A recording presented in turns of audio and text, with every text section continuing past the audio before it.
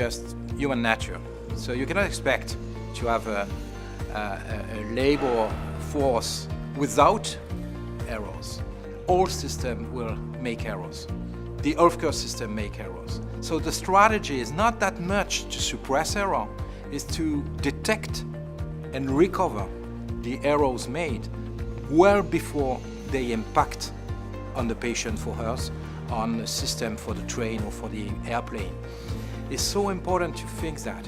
Don't believe in suppression, believe in controlling. And controlling means detecting and recovering.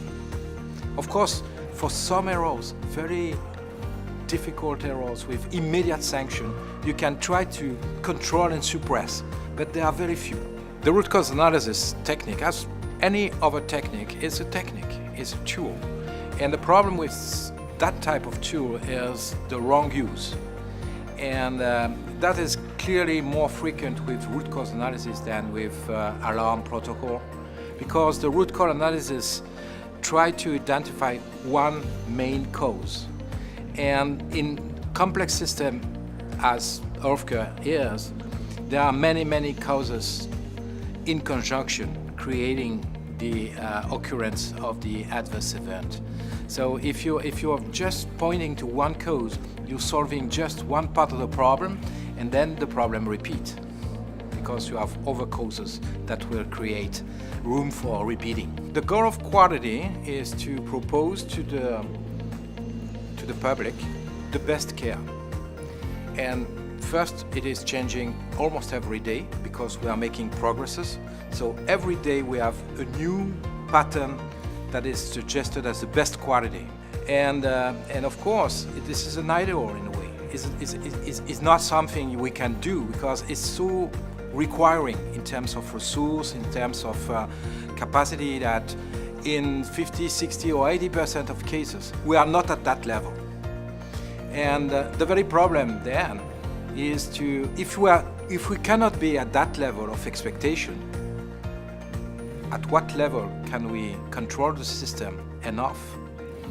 And that is the problem of safety, because we are far from the best, but we cannot accept to be so far that we are endangering the patient.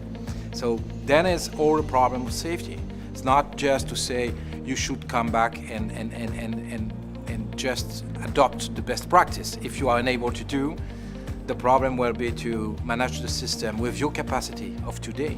Maybe you are understaffed. Maybe you have problems with your expertise. Maybe you have not the right tool.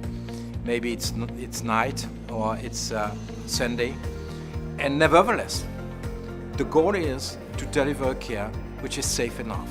The best practices are the same all over the world. But once you accept that you are not able to reach these best practices, the way you control the situation depends on the specificities of your condition of work. And that may vary a lot from one hospital to another, one country to another.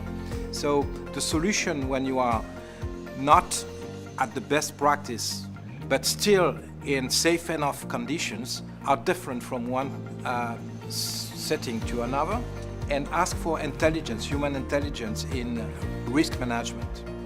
And you may have in one hospital problems with chronic understaffing, but that could be absolutely not the problem in another hospital, where the problem is that you have great difficulties in recruiting nurses or good doctors. And of course you have to adapt your system according to your problem, not to the problem of the neighbor. Violations are very frequent for many reasons. And people in general make violation to help the system and a little bit themselves.